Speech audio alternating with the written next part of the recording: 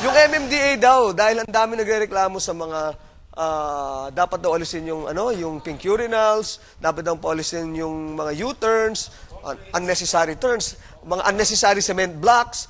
Tayo nga lang doon hindi raw 7,100 islands sa Pilipinas eh. Sobrang dami ng islands, baka more than 8,000 na kasi kakalagay ni BF sa island sa gitna ng daan. Hindi tayo 7,100. But MMDA, because of all these things, will now stand for masyadong maraming dapat alisin. MMDA. Huh?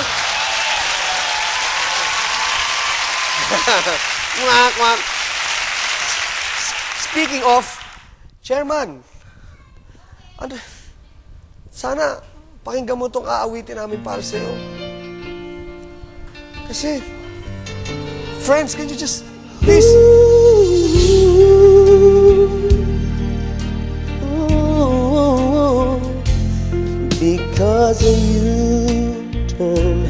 because of you turn, buhol-buhol ng traffic ngayon. Because of you turn,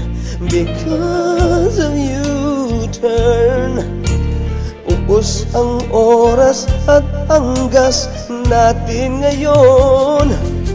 Oo, bayani, hindi mo ba nakikita ang perwisyo ng U-turn sa motorista? O bayani, hindi ka katulad ng pangalan mo. Hindi, pare. Ayaw namin sa'yo, turn. Pati ang island sa gitna ng daan, sanhi ng maraming aksidente yan. Di mo naman ramdam sobrang traffic sa daan. Hindi mo nararamdaman, pare. Pagkat lagi ka namang nakawangwang.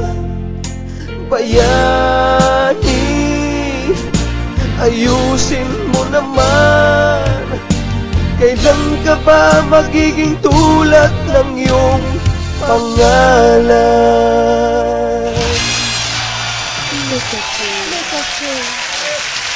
Yeah! Oh! Woo! Yeah! Woo! Sorry, masyado tayo nadala, pare ko. Who do we have? Hey, Congressman Ed Salcita and the music of Row 4. And we have the whole group here for the Good Night Show. Stay with us, friends!